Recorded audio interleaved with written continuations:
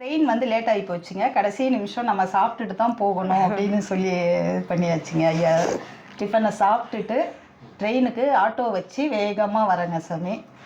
Train move ஆகிற time அது move ஆகியிருக்கணும்.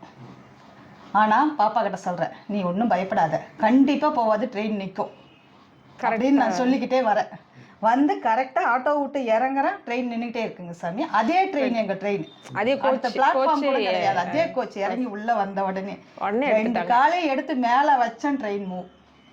எங்களுக்காகவே அந்த சாமி நிறுத்தி வச்சு எங்களை ட்ரெயின் ஏற்றி சேலம் வரைக்கும் கொண்டு வந்து விட்டுட்டு போனது வந்து அது பகவானோட அந்த பெருங்கருணை. அந்த போக்குவரத்தில் கூட எங்களுக்கு பாதுகாப்புக்கு வந்து அவர் கூடவே இருந்தாருங்க சாமி.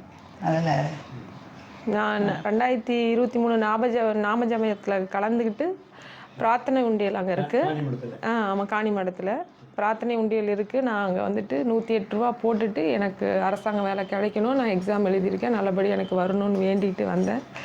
இன்றைக்கி வேலையில் ஜாயின் பண்ணி 2 மாதம் திங்கக்கிழமை வரும்போது நான் 2வது சேலரி வாங்க போகிறேன். இப்போ இந்த சாமி வந்து இங்கே வந்திருக்காருங்கிறது ரொம்ப சந்தோஷமாக இருக்குது.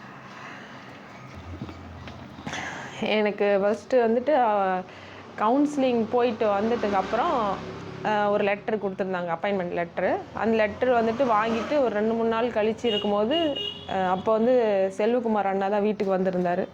அப்போ சாமி எடுத்துக்கிட்டு வீட்டுக்கு வந்திருந்தார்.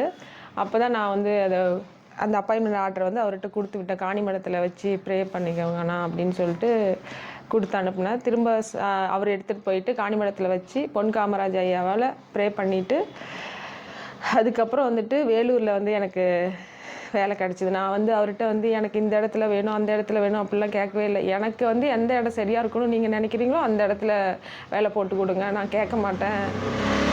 எனக்கு இந்த இடத்துல இருந்தால் நல்லா இருக்கும் தான், ஆனால் என்னை விட நீங்கள் எனக்காக எடுக்கிற முடிவு நல்லதாக இருக்கும்னு நினச்சிட்டு தான் நான் ப்ரே பண்ணிட்டு இருந்தேன். ஒவ்வொரு இடத்துலையும் நீங்கள் எடுக்கிற முடிவு தான் என் வாழ்க்கையில் சிறந்ததாக இருக்கும், நீங்கள் தான் முடிவு எடுக்கணும்னு ஒவ்வொரு இடத்துலையும் நான் வேண்டிக்கிட்டேன். அதே மாதிரி வந்துட்டு வேலூர் வந்து அவர் தான் போட்டு கொடுத்துருக்காரு. இப்போ வேலை செய்கிற இடமும் எனக்கு திருப்தியாக தான் இருக்குது, நல்லபடியாக தான் இருக்குது. நான் குறைபாடெல்லாம் இல்லை, நல்லபடியாக தான் இருக்கேன்.